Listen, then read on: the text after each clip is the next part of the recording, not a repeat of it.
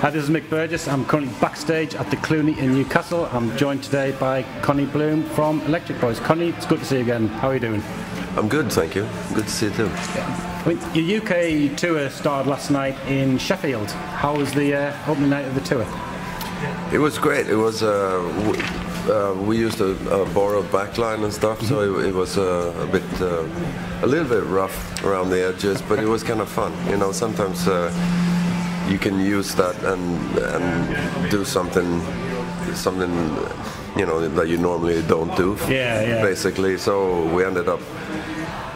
I think we actually went into some kind of status quo psychosis for the encore, and yeah, it was fun.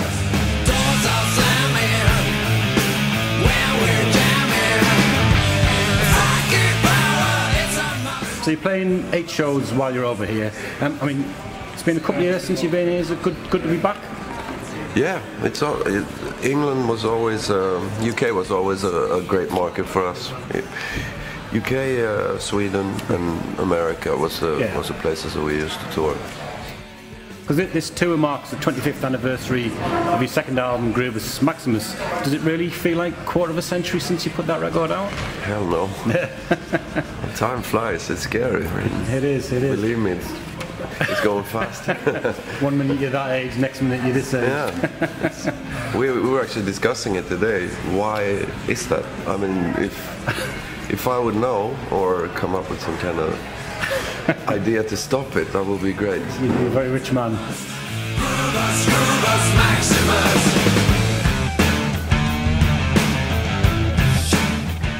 So I mean, there must be a few songs on the album that you've rarely played live, if ever. Yeah. Did it take a while sort of picking some of those and want the songs up again, or did it come back fairly quickly? Well, it took a bit of rehearsing. But it was also fun because we normally we have like a set list and then we change it around, of course, but then a song like When Love Explodes, for instance, we haven't done that. I'm sure we played it at some point back in the day, but not nowadays. So, but it's been fun, you know, to play other songs, really. It's so groovy, just like a movie. I think there's a title, Groovus Maximus, sort of sums the music up perfectly. Who came up with that title? It was our tour manager in America, Rindo, who used to say that you guys were Groovus Maximus tonight after the show, so if we did a good one. Yeah. So, yeah, that's where it came. Good choice. I don't know where he got it from.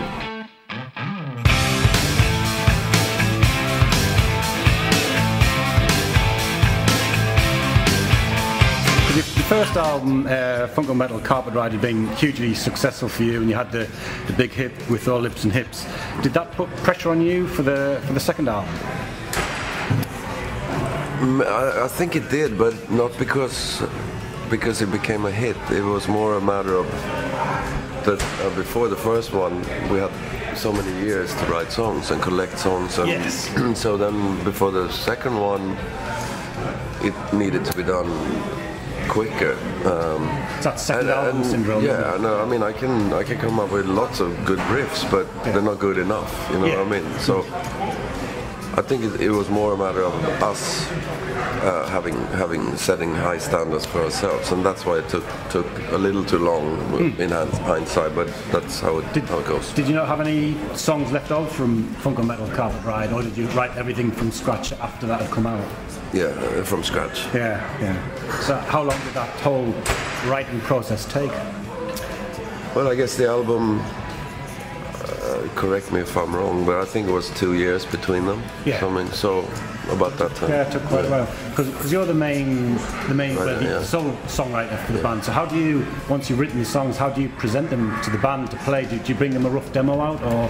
That's normally how I would do it, like a quick demo at home, just to present the song. But then we always arrange it together in the rehearsal place and try different takes on it. So do you play the drums as well, or? Nah, not really. I play a little. I actually play on Bed of Roses. There's a little bit of me in there, but that's just for fun. But no, it's mainly like drum machine demos, just to get the idea down.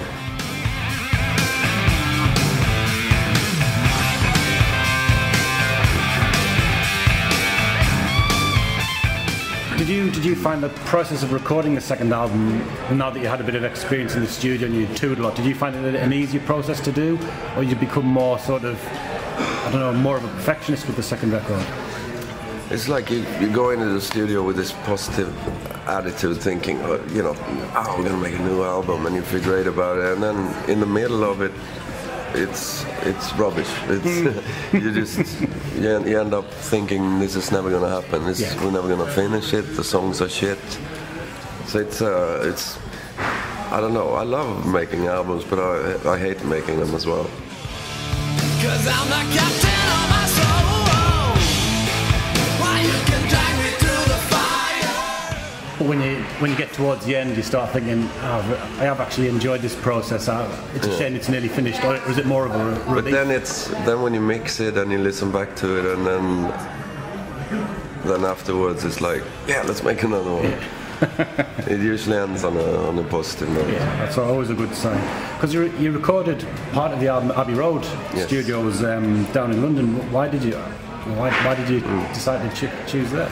Well, because we had a choice to just we discussed what studios we wanted to be in, and that was obviously one of the ones that came up because of all the Beatles stuff, and it turned out it wasn't ridiculously expensive, and so we went over there for 2 weeks or something like that, stayed at their apartments, and which was really good. It's always, move away from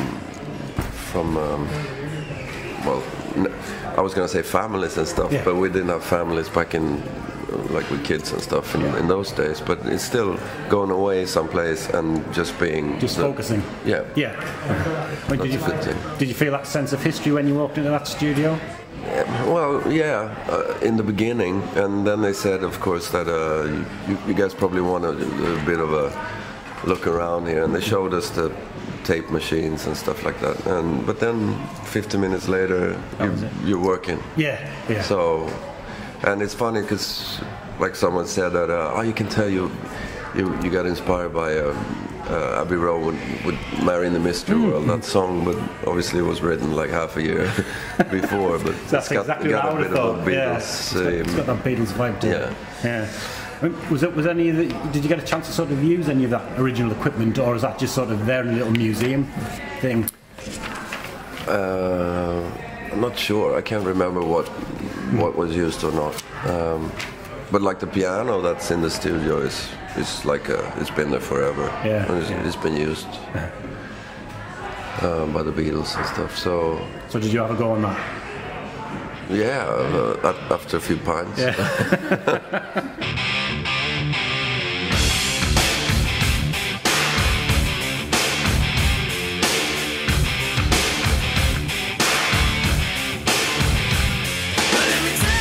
Because you also recorded some of it in Stockholm as well, Sound Trade Studios. So was that just to sort of finish it off?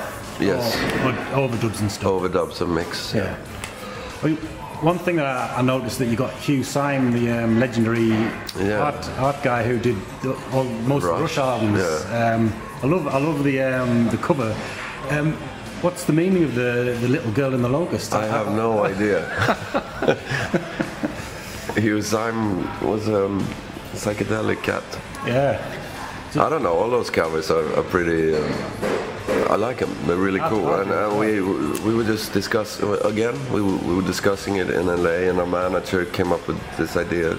She probably knew him or something. Mm-hmm. So I had a meeting with him, and the original idea was that there was going to be a big elephant running towards a little kid on a tricycle. Or something like that. Yeah. That didn't happen, and then this idea came up. I have no idea.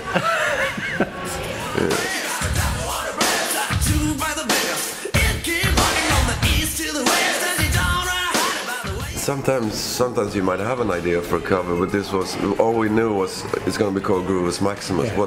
What would a cover like that be? Yeah. And he came up with that, and we were like, okay. Because they also had the initial release came with a 3-track cassette, the Abbey Road jams. What do you recall about recording those songs? Were they done at those recording sessions? It was just as it says. It was just jams because we had I think we had like an hour left or something like that, which is not usual, you know. Yeah. So we were like, okay, we're done. What do we do now? We have an hour left. Okay, turn the tape recorder on and so that's let's wing it. Hour, see what, an hour session. So we've done it later as well on the next album. What's on the next album? I know we did it for Starflight United, the last one we did, and that ended up being the last song on the album, I think. Yeah. So I know it was a limited edition release. How many did you do with the cassette version? I don't know, but it was very limited. It was just something that was sent to people, or was it actually maybe it was part of a magazine or something like that? I don't know. It definitely came out because the original album had a sticker on the front saying limited edition Road Jams. So it must have been just the very, very original initial pressing. Oh, it is.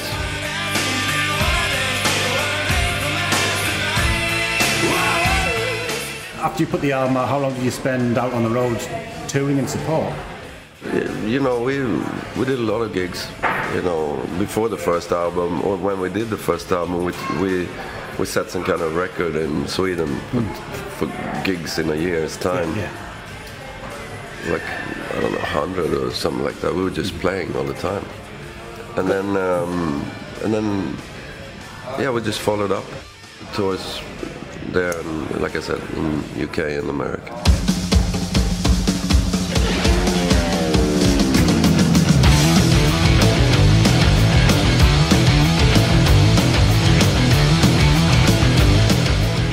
Moving back to the present day, it's been a couple of years since your last album. You just mentioned Starflight United. Are you working on the follow-up at the moment? Yes.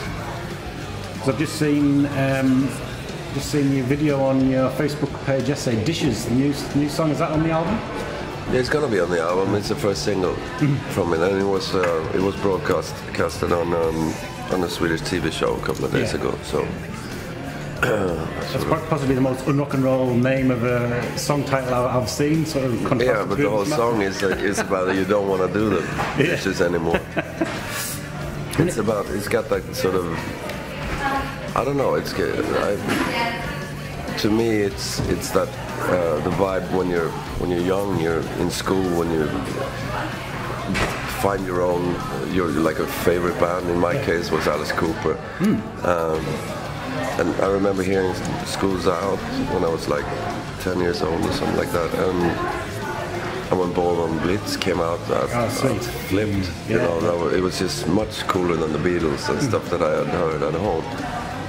And obviously you just want to get out of school, and there's a whole new interesting psychedelic life out there. And you don't want to do someone's dishes anymore. That's what it is. And you don't want to. You just want to be free and live your own life. I can roll a mean diet. When at the poker table, I shuffle my cards in my ace is high. Feel like getting in trouble. Have you any thoughts about putting out an Electric Boys live album? We have stuff recorded, so I think probably will be what we're doing now, this 25th anniversary thing, because we recorded both at Sweden Rock and at Circus in Stockholm. All right. And so we'll have a look at that at some point. So at the moment, is Electric Boys your main focus? Have you had any thoughts about a follow-up to your last solo album, Psycho Note? I've done a solo album last year actually, but in Swedish. So, and I've got songs all written for that as well. So I'm doing another solo album. Another Swedish. Yeah. All right.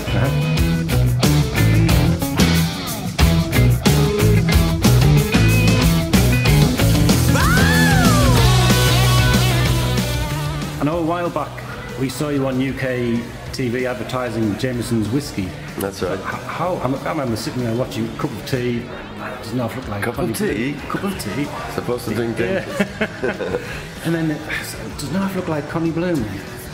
So how did you get tied into that? It was the video director Jonas Åkerlund, who was a friend of mine, and he called me and said, "Listen, we simply can't get time to go for a beer. So the only way it's gonna happen is if we work together. So would you be interested in doing a whiskey commercial with me?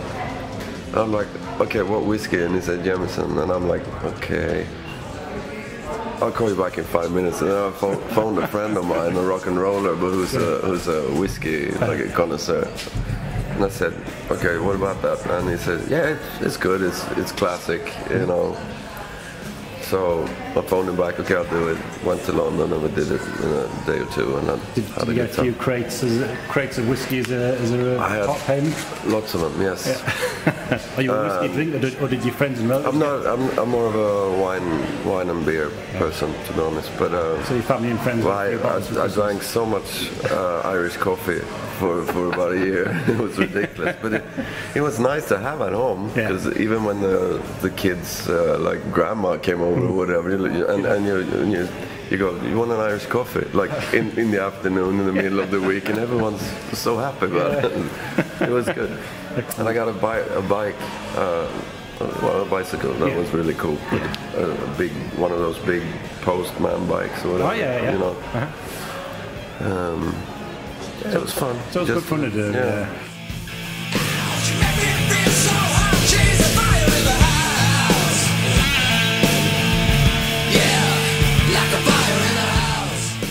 Where do you head once your UK shows are over? Do you head back over to Europe, or is that it for you for this year?